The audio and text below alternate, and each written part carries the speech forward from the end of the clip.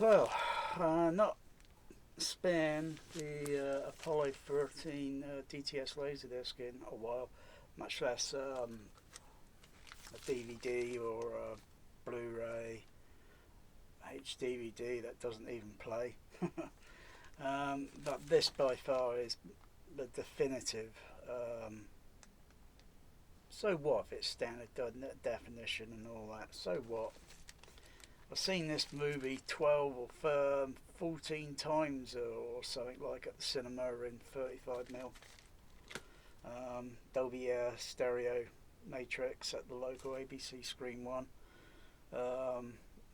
Multitudes of times because the bass was better than UCI Tower Park. Even though they had it in DTS, so when you got so it's the same frequency range, but you know the bass is just better and all that, whatever.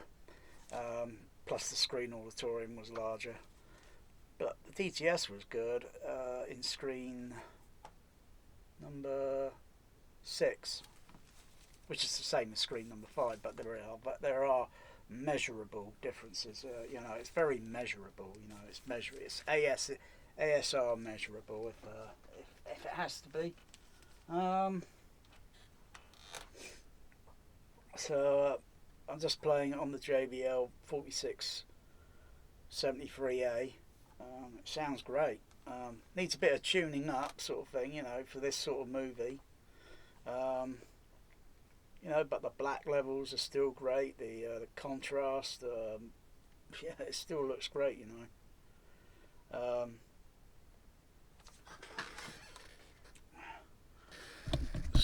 Whisk round.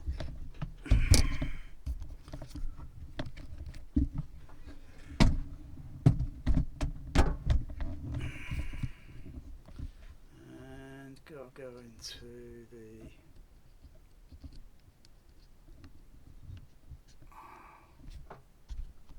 just the sound on the camera. That's okay. We'll get a bit bright contrast there, a bit too contrasty. Adjusting the ISO. Maybe go to the finalise that. So that's more or less the Laserdisc. You know, it's more or less the same colour grade. You know.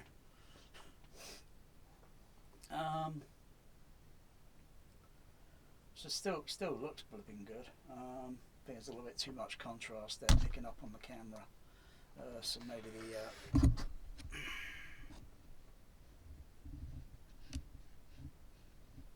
lower that ratio down a little bit. Finalise it there. So it still looks brilliant.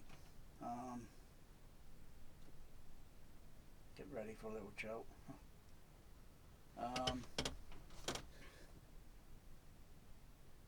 Yeah, I just want to see how it sounded on the. I'm only playing it over free screen at the moment. I haven't adjusted the left center, right center. So things are always changing. Things are always changing in this THX cinema.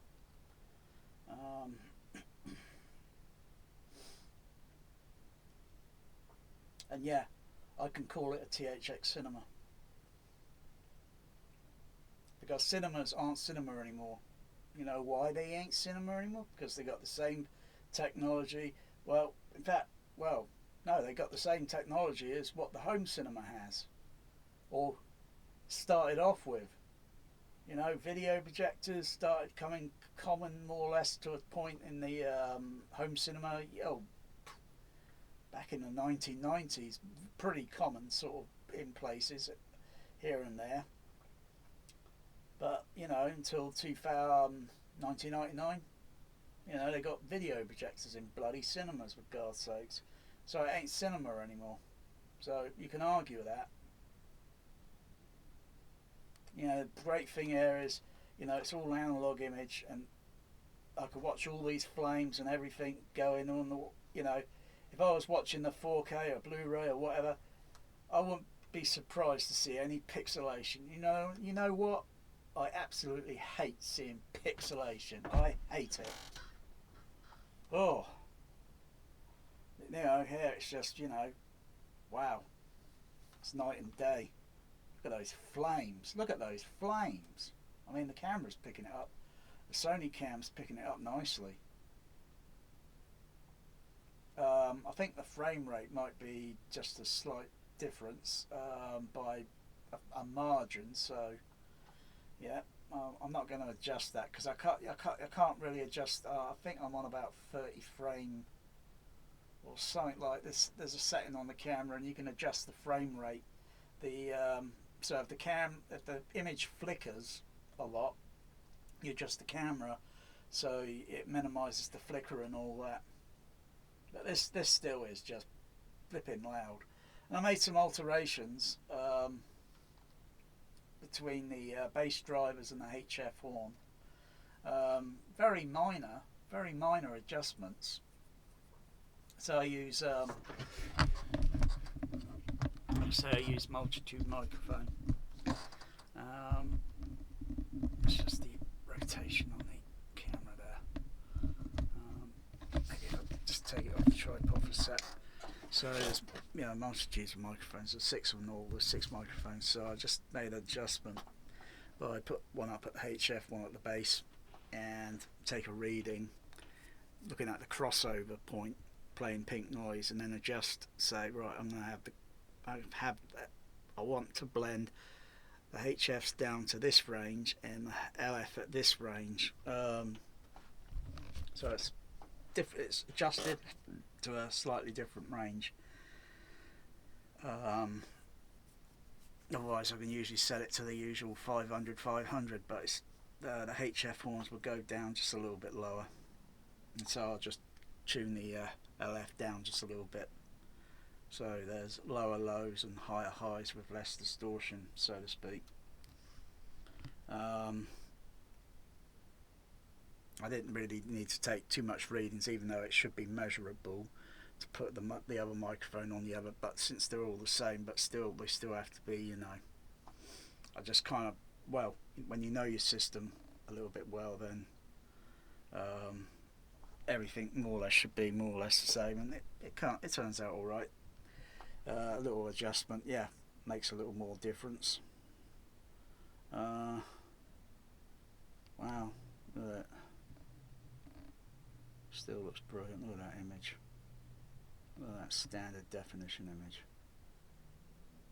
You know, so when I see this movie finally at the ABC at night time, you know, last show of the night, so you know, after the day, you know, do a little bit of work, and I pop in and see this movie at last show of the evening, and then I pop home, and I'm home in just, it's only just down the road from the cinema. I mean, if there weren't any buildings in the way, it would be in line sight.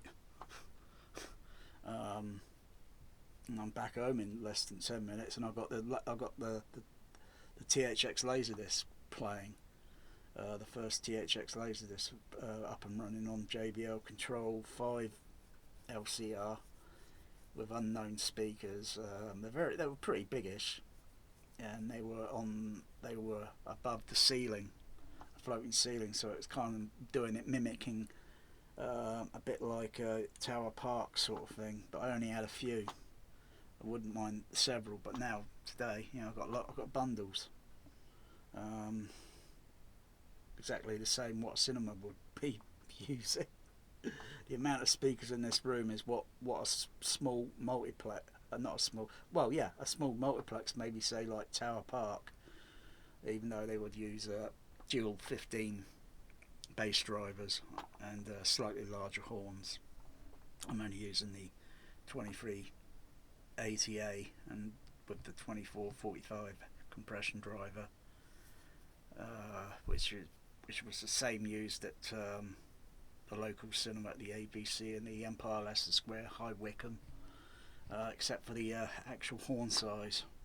You know, I can just play this chapter again if you know what I mean.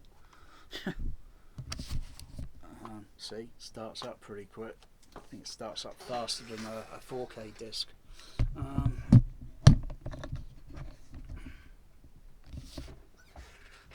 there's not much point with the sound playing back here because it's not really, you know, you get an idea of what, you know, everyone, you know, I play a little bit, but the camera doesn't pick it up, like, because it doesn't have well, I suppose if I got a, what's it, an ambisonic, or what's it called, ambisonic, no, what's it called, binaural, that's it. Maybe a binaural microphone setup, or like set up my four microphones, so some are pointing at the front and some are pointing more towards the back, set in different directions, and then use the pan potting on the audio mixer to sort of capture, you know, but I'd have to listen to it back on headphones and then say to myself, is that how more or less it sounded? Or is it kind of missing a little bit, sort of thing, if you know what I mean? But generally, yeah, you could play something, and as long as it's, say, like a pink noise, and then you can sort of hear the difference between speaker to speaker, rather than using music, because you can't, all these blind bloody listening tests that fucking JBL do, oh god, what a waste of time. Really, it's just manipulating just to make a fool out of you at the end of the day, because when you go to the cinema, guess what? Effectively, you are blind listening to the screen channel. You don't know what's behind there, you don't know where the positions are. Exactly, see what I mean? I even forget where my speakers are now behind the screen. I know there's 5 of them behind there, but sometimes I just forget a little bit. I shine a torch onto the projection screen so it's transparent, so I can see, oh right, I need to place the microphone in that position and that position on axis.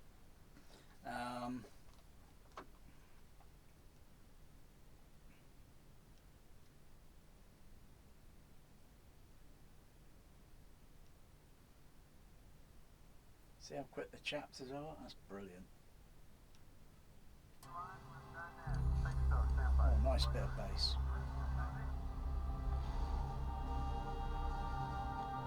Oh no, I can sense something there.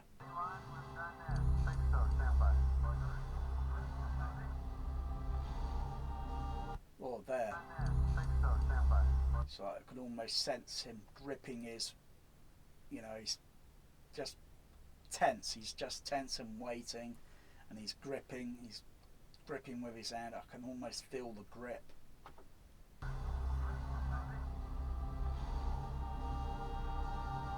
Oh, and that James Horner score.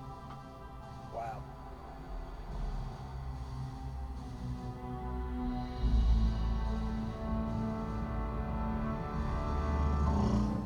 Wow.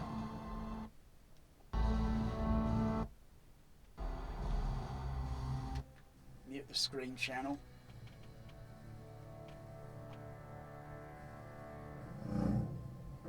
Fuel pumps. This is it. Fuel pumps, and we're whole in the mail.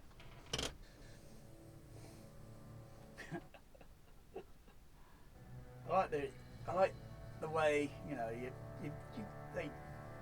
they're probably, what are they reacting to, you know, on set, what are they reacting to, because the sound effects aren't there yet, you know. I don't care for Oscars or Academy Awards anymore, but back then, when I saw this movie, I predicted it would win Best Sound. I didn't know about whether it would win film editing or visual effects, which went to, I think, A Little Pig, you know, Babe in the City or something. But I was spot on. Bam! It won Best Sound. Because it technically, measurably, it sounded by far the best. You know, I could have saw many other movies that year. I saw Waterworld, but didn't get nominated. But it had potential. I saw this, like, gosh, no, well, many times, because it was a bit of a rush watching this launch sequence. Wow, that growling.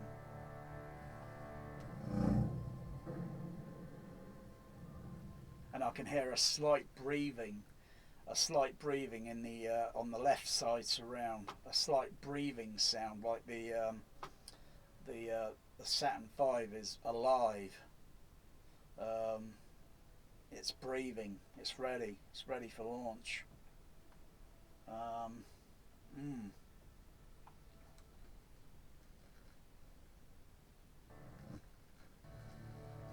Just turn the fader up a bit.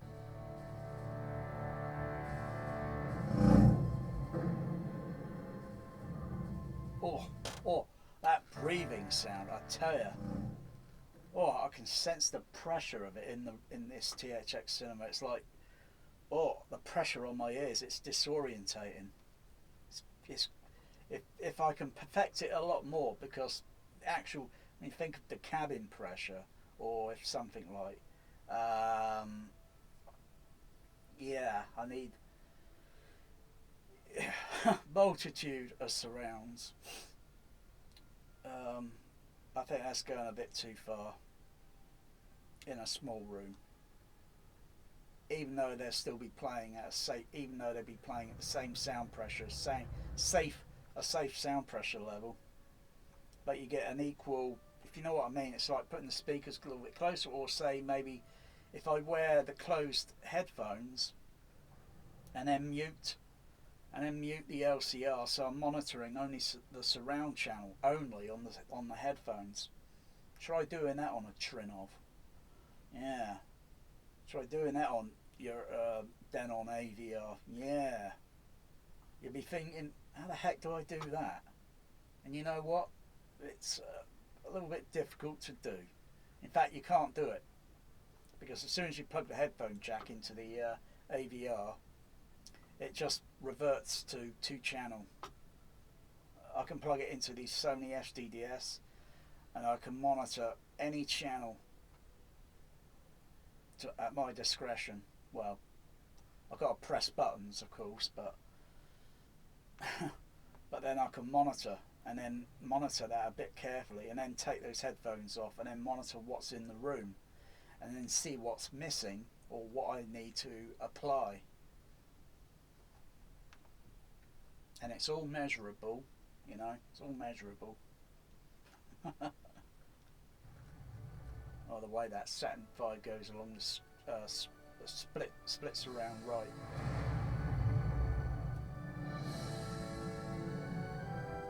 And as it goes off screen, there, you can hear the Saturn V kind of shifting through, shifting around, and then it goes over to stage left and then stage center, or center stage. But it's very subtle.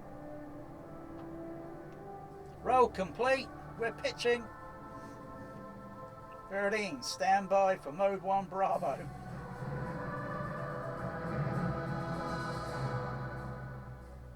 Wow, that choir, those choir voices. Because it's got a kind of spiritual sound on the score.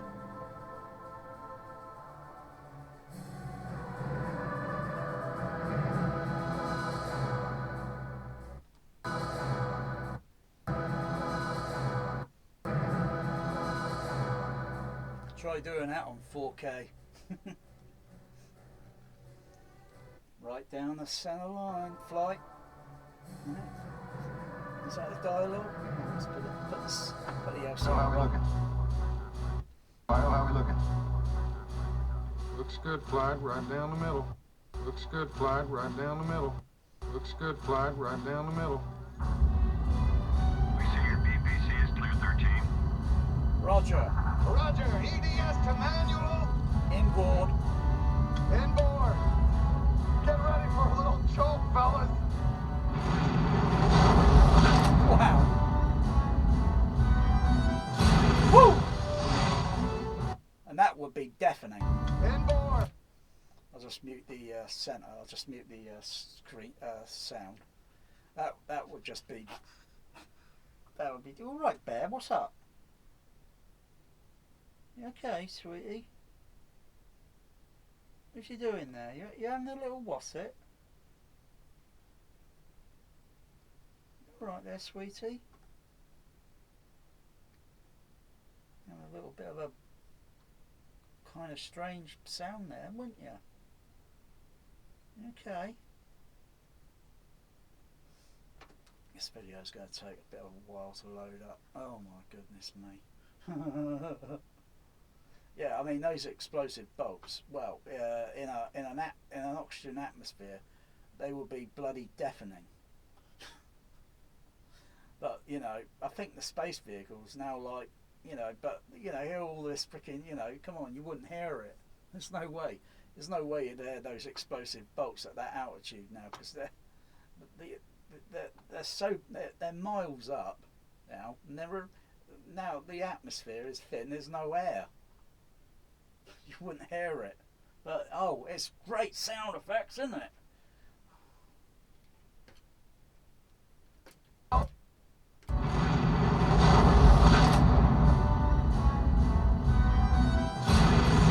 You know, on the interior of the vehicle, they'd hear something.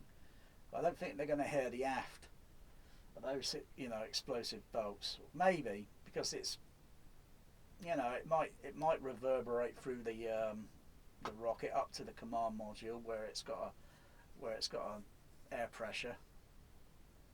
I don't know. I don't know. But it's exciting, isn't it? It looks exciting, doesn't it?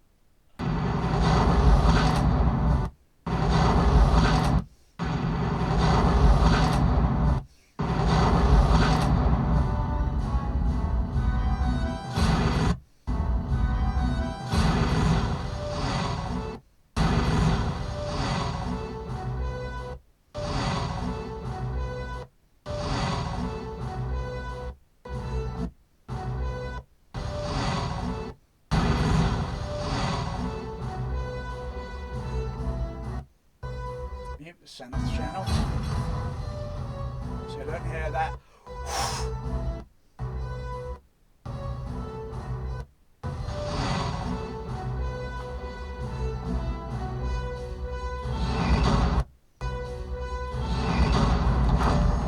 Wicked.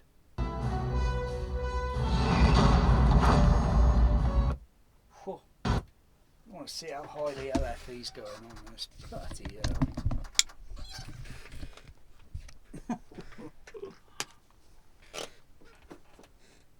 you know, for LFE fans, you know.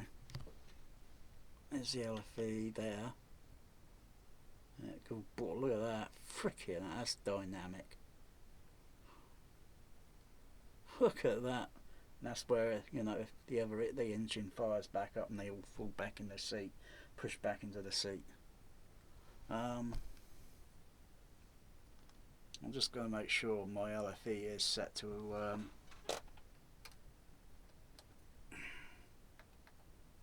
you know, that I'm not getting any I'm not doing any yeah, it's all turned off there, so it's only running as like that. Otherwise, when you turn that on, and sorry, go back and go to the speaker, and then you see the menu change there, the crossover and all that, so you can adjust, you know, but I don't use that. Very rare now I would use this feature. Very, very, very, very rare. You know, if you've got cinema speakers, you don't need to use it.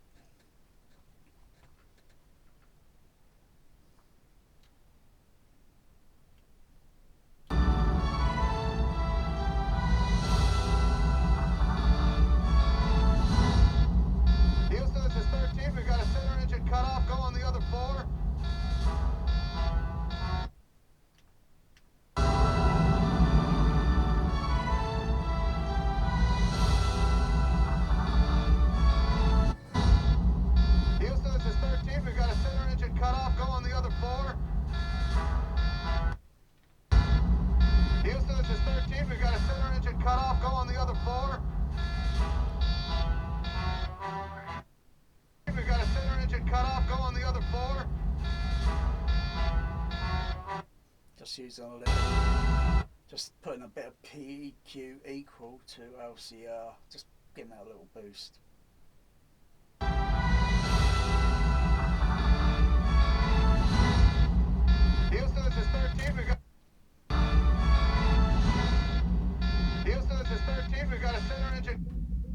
center HF.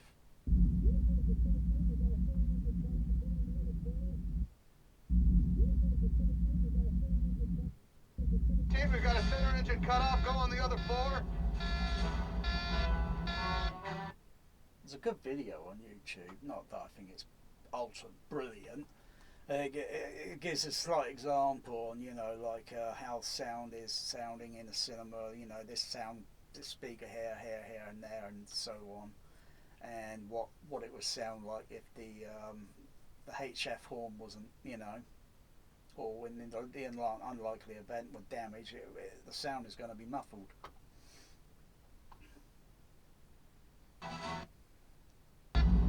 Houston, this is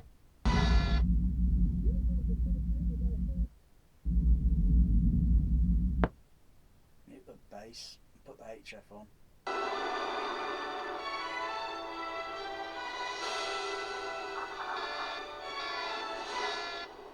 Houston, this is 13. We've got a center engine cut off. Go on the other four. Houston, this is 13. We've got a center engine cut off. Houston, this is 13. We've got a center engine cut off. Go on the other four. Houston, this is 13. We've got a center engine cut off. Go on the other four. That 13, we show the same. Booster, can you confirm that center engine cut off? Roger, that flight looks like we lost it. Fido, what's that going to do to her? Stand by flight. I need to know if the IU's correcting for the number 5 shutdown.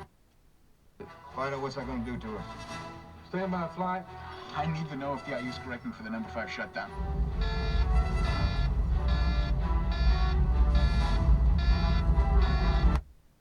It's correcting for the number 5 shutdown.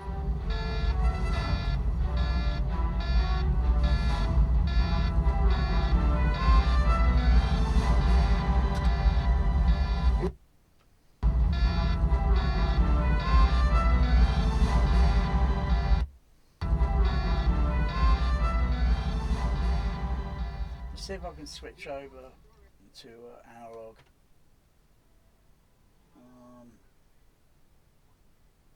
So usually, hang on, I'm just trying to see if it could do what it did on the other setup, which I had years ago. It's a bit complicated.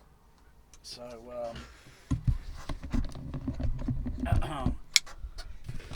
so I wanted to switch to.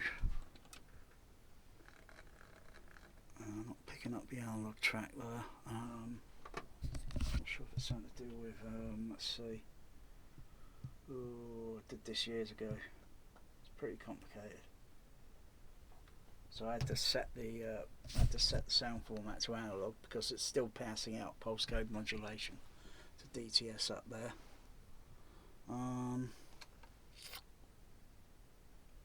gosh, it's complicated. Let's see.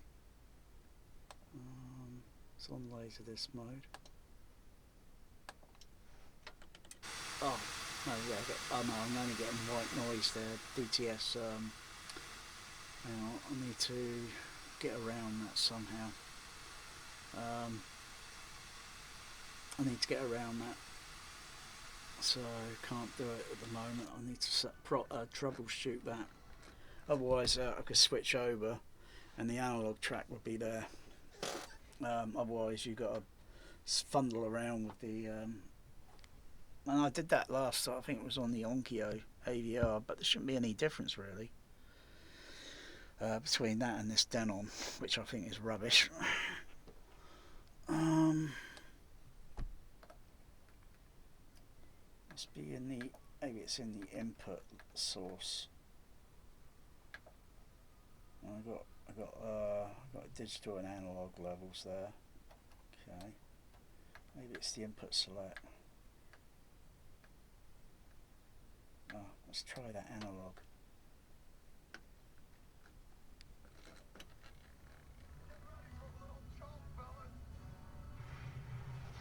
No, it's reverted to Dolby Digital. No. Reverted, right, it's folded down and it's going through the DSU now. No, still it takes a bit of troubleshooting to solve it.